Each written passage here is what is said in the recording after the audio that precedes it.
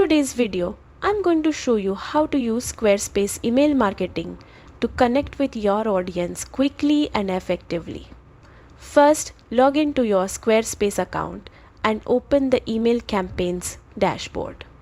Click Create and you'll see two options, Blast Campaign or Automated Campaign. A blast campaign is perfect for one-time emails like promotions, announcements or newsletters.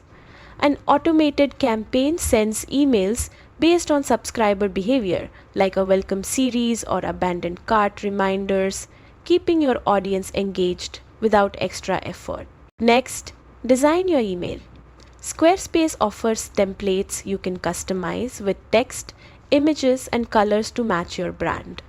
Preview it on desktop and mobile to make sure it looks perfect everywhere.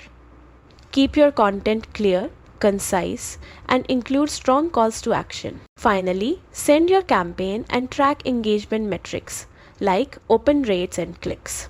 Use this data to improve future campaigns and keep your audience growing. And that's it. With Squarespace email marketing, you can reach the right people at the right time, build stronger connections, and grow your business. Happy emailing, and don't forget to like and subscribe for more helpful Squarespace tips.